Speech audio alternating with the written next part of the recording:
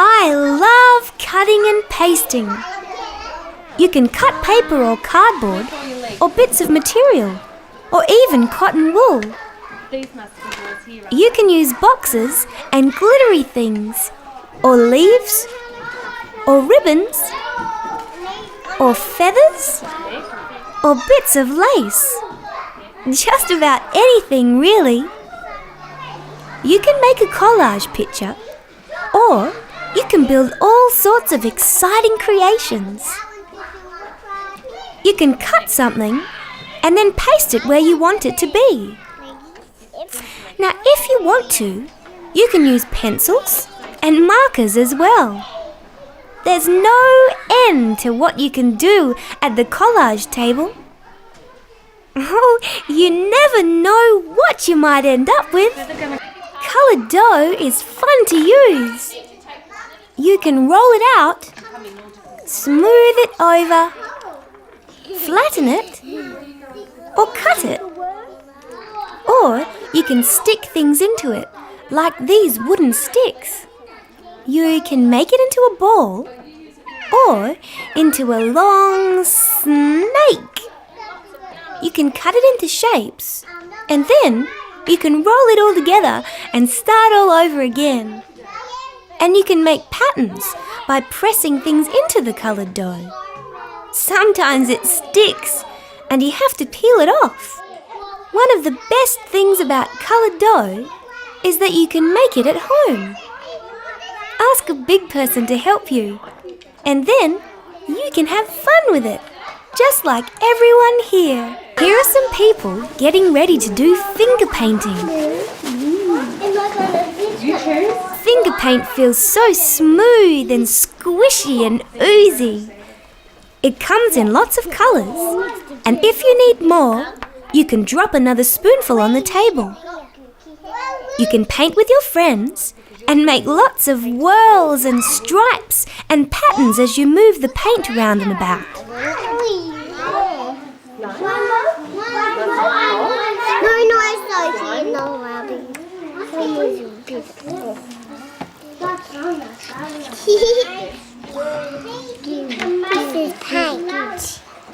Sometimes you can mix the colours as the paint swirls around. I like spreading it over the table and squeezing it between my fingers. It feels soft and slimy on my hands. But you need to wear a special apron so you don't get it on your clothes. Listen to the way these children describe it. You can find out lots of things when you play on a computer. You move the mouse and click it when the cursor is on the right spot. And you can have all sorts of computer adventures. Sometimes you can solve puzzles. And sometimes the computer asks questions and tells you if you've got it right. Oh, you need to watch what is on the screen and listen to what is said. And then you can make stories happen. Sometimes it's hard to make the mouse do what you want it to do. You have to concentrate and think about what you have to do next. It's really exciting when you've made the characters on the screen move and jump up and down and sometimes disappear. Look, everyone is lining up for an obstacle course. That'll be fun. You need to take turns so you don't bump into other people and hurt them. You can run and crawl and jump and roll.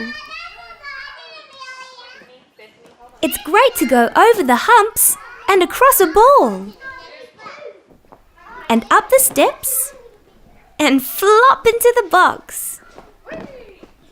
Everything looks soft and squashy.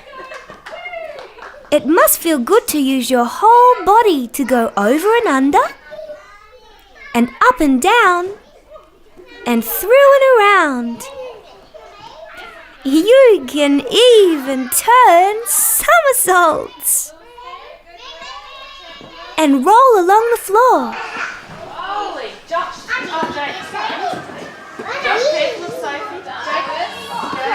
could make your own obstacle course at home, but you might need a big person to help you, just to be sure everything is quite safe. There are so many things to do when you play outside. You can swing on a tire, or climb the monkey bars, ride a bike, or kick a ball. You can balance on stepping stones, or walk along a balance board. You can slide down like... Hello, my name is Stephanie. Oh, I wonder where she's going with that orange comb. Is that a cubby house? Are they climbing through the roof? I hope they're not stuck. Oh, here are some swings and a slippery dip. Or you can just sit with your friends and fill a cone with wood chips. I wonder what they'll do with them now. And of course, when you play outside, it's very important to wear a hat and remember to use sunscreen. When you paint, you get to use lots of bright colours, like red and yellow and orange and blue and purple and green.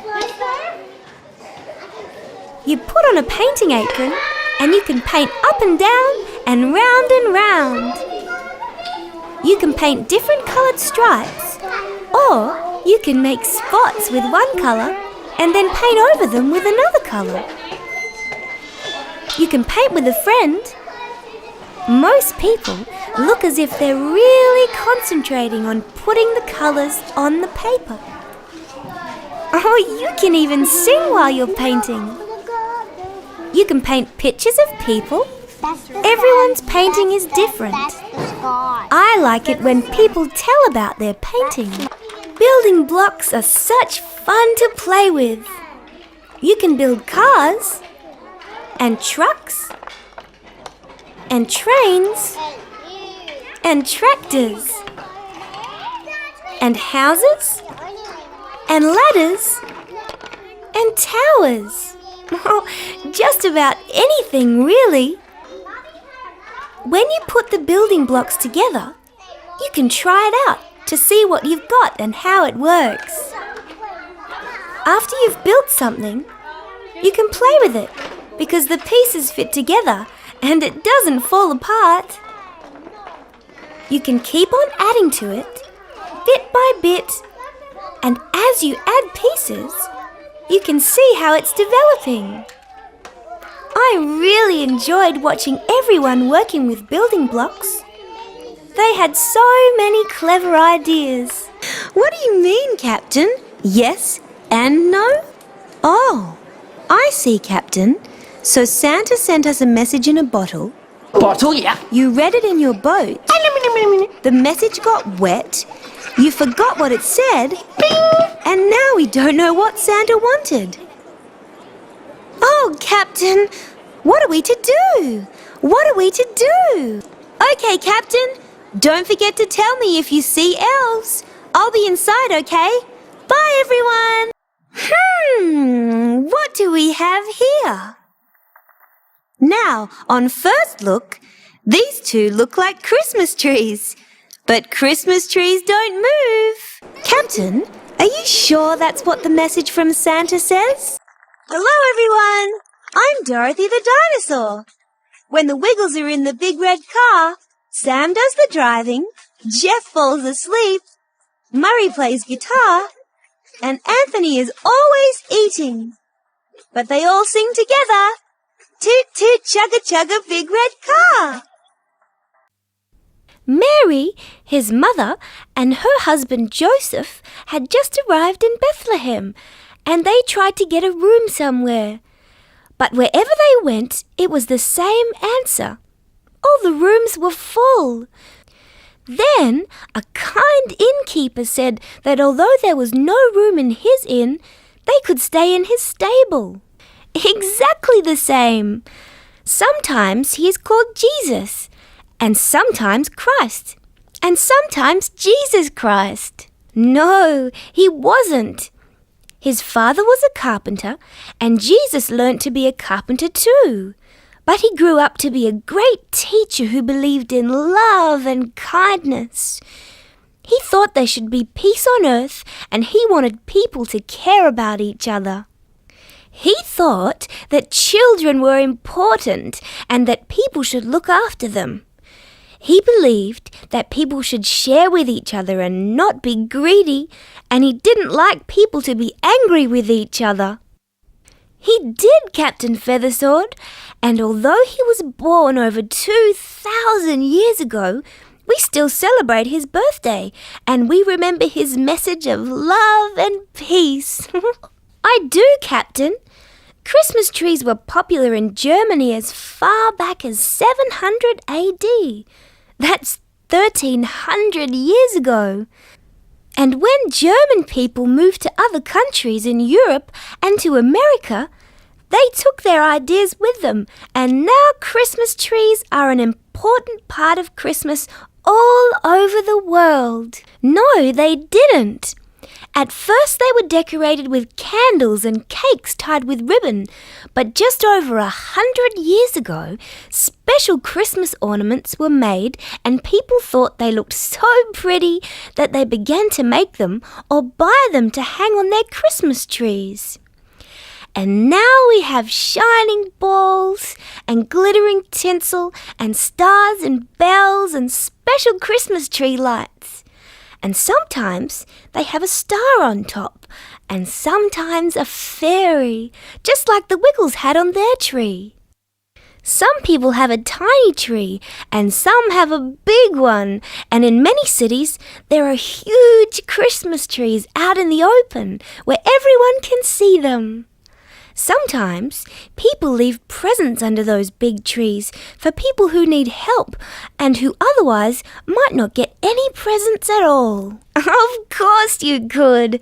Christmas trees are part of Christmas and anyone can have one. It all goes back to the time when Jesus was born. 3 kings from other lands heard of his birth and followed a star all the way to Bethlehem, so they could see this new baby, because they knew that one day he would be a great teacher. They were, and they're also known as the 3 wise men. When they reached Bethlehem, they found the stable and the Christ child who was asleep in a manger. It's the box where the food for the animals is kept, and the manger in the stable where Jesus was born was just the right size for a little baby. It was filled with soft dry grass, and the baby was quite comfortable there.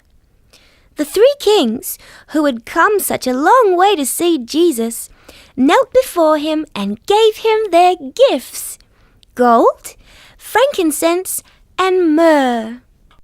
Frankincense is a sort of perfume, and myrrh is a beautifully fragrant oil. The 3 kings wanted to give the baby Jesus special gifts, and now we give gifts at Christmas. They don't have to be expensive gifts. Gifts chosen and given with love are the best gifts of all, and they help us remember the gifts that the 3 kings gave to the Christ child all those years ago. That's when we celebrate Christmas, and so do lots of other people, although in some countries, like Russia and Greece, Christmas Day is celebrated in January. Yes, it is, but we don't really know the exact date because in those far-off days, people didn't take too much notice of the actual date that someone was born. So the people in Europe who followed the teachings of Christ decided that midwinter would be a good time to celebrate Christmas.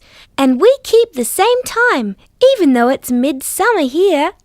In Europe and in North America, people might be able to ski or skate or build snowmen at Christmas, while people in Australia and New Zealand might swim or go to the beach because for them, Christmas is part of the summer holidays. That's right. But no matter what the date, the country or the season, Christmas is a time when friends and family get together. They're from my friends. This one is from the Wiggles, and this one is from Henry, and this one is from Wags the dog. And this is from you, Captain, and these are from some other friends of mine. It's an old custom, Captain. People have been sending each other Christmas cards for over 150 years. When people were first able to send letters by post, they thought it would be a good idea to use the postal service to send special Christmas greetings to their friends. It was such a good idea that more and more people did it, and now Christmas time is very, very busy for the people who deliver our mail. It's nice to get a Christmas card from a friend you haven't seen for a while, but it's just as nice to get one from a friend you see every day. I like to look at pictures on my cards. There's one of the three kings coming to see the baby Jesus. And there's one with a picture of the star they followed. And here is a card with some fluffy little kittens. And here's Santa Claus. And I like this one because it has roses on it. Did you know there is a Christmas rose? It's a small white rose tipped with pink, and it's called the Christmas rose because it blooms in midwinter, in the snow, and you know that it is midwinter at Christmas time in many countries. There is even a little story about the Christmas rose. Would you like to hear it? Well, when Jesus was born, a little shepherdess wanted to see this baby that the shepherds had told her about. She wanted to take him a present, but she had nothing. Just then, she looked down at the snowy ground and saw some little flowers, white and pink, as I told you, peeping through the snow. So she picked some for the baby. That flower is called the Christmas rose. Yes, it is, Captain Feathersword. Every Christmas, we remember the birth of a tiny baby whose name was Jesus. He was born in a stable in a little town called Bethlehem, a long way from here. Captain, Wags and John, why don't you go in and clean yourself up?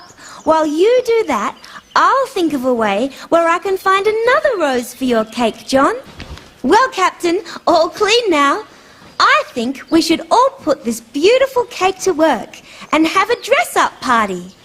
John the cook and the fairies might like to take the cake away with me, and we will have one more go at decorating it for our party, while Captain and Wags set the scene for the dress-up party here. Don't worry, Wags and Captain. We have a special surprise for you. It's in this brightly decorated bowl, under this rather intricately embossed tea towel. In the meantime, Wags and Captain, close your eyes. We want to get dressed up too. Don't peek till we're ready. Look under the intricately embossed tea towel. My name is Dorothy, John, and we've already done it. Big white beard, big red coat. I wonder who that could be. Santa? Wow! Coming here? I wonder why he's coming here. Elves? Any ideas? Elphus? You're not planning a party, are you? After all that travelling, you must be hungry. Would you like some food? Well, I am sure you do. But according to the experts, reindeer thrive on hay. So here you go. Please explain the cream covering your friendly pirate face. Okay, fairies, we have some dancing to do. Dancing helps me think. Can everyone clap hands? Hello, everyone. I'm Dorothy the Dinosaur. Now put your hands high above your head and you can pretend your hands are a twinkling star in the night sky. That's great! Can you put your hands together like this? Twinkle, Twinkle, Little Star is one of my favorite songs.